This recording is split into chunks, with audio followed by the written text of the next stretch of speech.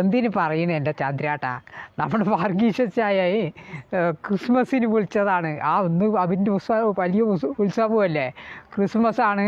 ചാമിയെ നീ ഒന്ന് വീട്ടിലേക്ക് വാ പറഞ്ഞിട്ട് വിളിച്ചിട്ട് പിള്ളേരുടെ ഫോണിൽ വിളിച്ചിട്ട് എന്നെ രാവിലെ വിളിച്ചിട്ട് അച്ഛാ നിങ്ങളെ വർഗീച്ചായും പറഞ്ഞ് പോകാൻ പറഞ്ഞിട്ടുണ്ട്, പെക്കോളിയും പറഞ്ഞു. ഞാൻ എന്നാൽ ഇത്തിരി പണിയുണ്ട്, ഇന്ന് അവിടെ കളിക്കാനുണ്ട്. ഇനിയിപ്പോൾ അയാൾ പറഞ്ഞിട്ട് അത്രയും സ്നേഹം നിലയ്ക്ക് വിളിക്കുമ്പോഴേ നമുക്ക് പോകാണ്ടിരിക്കാൻ പറ്റുമോ ചന്ദ്രേട്ടാ? അതാണ് പറയുന്നത്. എന്നാൽ പിന്നെ ശരി പറഞ്ഞ് പോയി, രാവിലെ പോയതാണ്. പോയി ഇത്തിരി നേരം ഇരുന്നിട്ട് എന്തെങ്കിലും ഇത്തിരി ചെറുതായിട്ട് എന്തെങ്കിലും ഇത്തിരി കഴിച്ചിങ്ങോട്ട് വരാൻ പറഞ്ഞാൽ മൂപ്പര് വിടണേ ഇല്ല.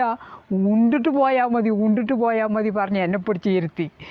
അങ്ങനെ ഇരുന്ന് 1 മണിയായി.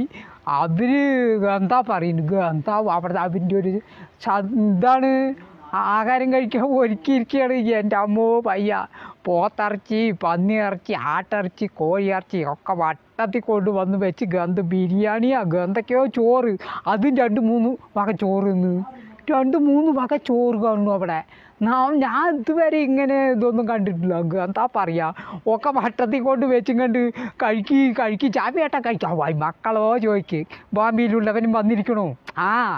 അവർ മിഞ്ഞാന്നേ വന്നവേ, കുട്ടിയും കുടുംബമൊക്കെ ആയിട്ട് ബോംബെയിലെ വലിയവനും വന്നിരിക്കുന്നു. ചെറുതുണ്ട്, എല്ലാവരും ഉണ്ട്. ഇനി അവിടെ ഒക്കെ ബന്ധുക്കാരനൊക്കെ അയാൾ വരുത്തിയിട്ടുണ്ട്, എല്ലാവരിനെയും വരുത്തിയിട്ടുണ്ട്. ഒക്കെ അവിടെ നിറച്ചുകൊണ്ടല്ലോ. വേഗം എന്നെ ആദ്യം ഇതിൽ എന്നെ അവൻ്റെ കൂടെയൊക്കെ ഇരുത്തി ഒക്കെ കഴിക്കും പറഞ്ഞ് ഒരേ മക്കളും ഒക്കെ തന്നെ പറഞ്ഞു.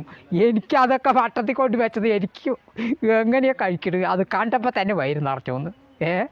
എന്താ പറയുക, എന്തൊക്കെയാ ഒരുക്കിയിരിക്കുന്നത്. അവരുടെ ഈ ക്രിസ്മസ് ഭയങ്കരം തന്നെയാണ്. എന്തായാലും ആ സ്നേഹമുള്ള വാക്കും പിന്നെ അവിടെ ഒരുക്കലും ഒക്കെ ഒരേ പോലെയാണ്, ഗംഭീരമാക്കി. ഞാൻ എന്നിട്ട് അങ്ങനെ തക്കടും പറഞ്ഞ് ഞാൻ പോട്ടെ, എനിക്ക് വേറെ കാര്യമുണ്ട് പറഞ്ഞുകൊണ്ട് അവിടെ നിന്ന് മുങ്ങിയതാണ്.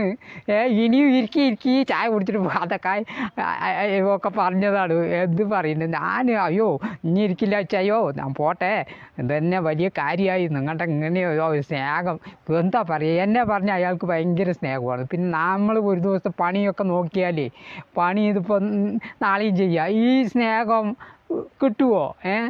മനുഷ്യാവസ്ഥ ഒന്നും പറയാൻ പറ്റില്ല എപ്പോഴാണ് എന്താണെന്നൊന്നും.